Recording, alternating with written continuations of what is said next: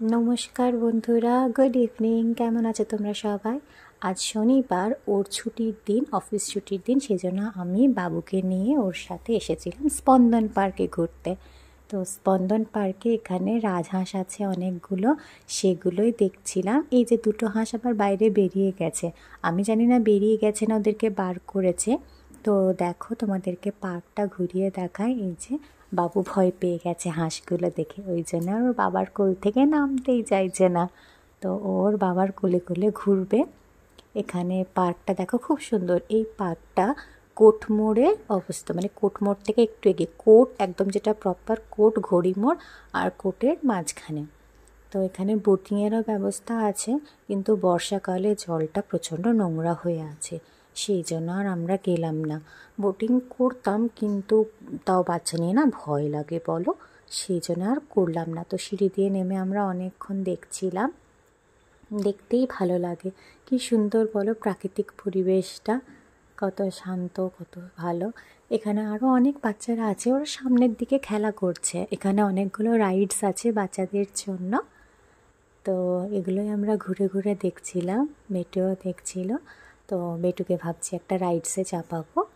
ওখানে চাপিয়েও ছিলাম। আমরা ধীরে ধীরে এগিয়ে যাচ্ছি। এখানে দেখো একটা ক্যাটারপিলার ট্রেন আছে, এই ট্রেনটার নাম ক্যাটারপিলার ট্রেন। এই যে তোমরা দেখছো, এই যে কোর্ট রোডের সামনে এই অফিস বিল্ডিংটার অপোজিটে এই স্পন্দন পার্কটা অবস্থিত। স্পন্দন, এটা জানো আগে একটা ডাম্পিয়ার্ড ছিল, সেটাকে ল্যান্ডফিল করে পার্ক বানানো হয়েছে। এই পার্কটা আমি ছোটো থেকে দেখেছি, কারণ সামনেই আমার স্কুল ছিল।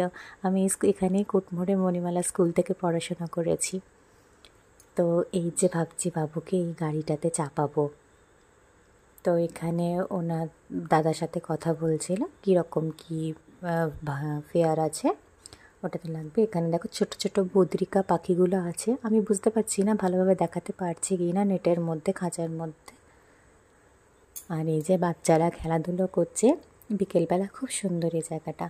আর এখানে টিকিট দিয়ে ঢুকতে হয়, প্রবেশ মূল্য 10 টাকা। তবে 3 বছরের নিচের বাচ্চাদের কোনো রাইডসের টাকা লাগবে না। সরি, রাইডসে না, প্রবেশ মূল্যতে টাকা লাগবে না। তো এই গাড়িটাতে বাবুকে চাপিয়েছিলাম, এই দেখো চাপাচ্ছি। ওর রেড কালার পছন্দ, তাই রেড জিপে বসেছে, ওর ভালো লাগছে। এখন আমি ওর একটা ভিডিও করব, কিছু ফটো তুলব।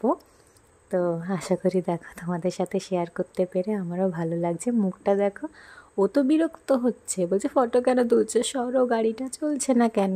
ওই আঙ্কেলের দিকেই তাকিয়ে আছে যে কেন চালু হচ্ছে না, স্টার্ট দাও, চালু করো, তাড়াতাড়ি করো। তো এই যে দেখো, ওই বাচ্চারাও চাপলো।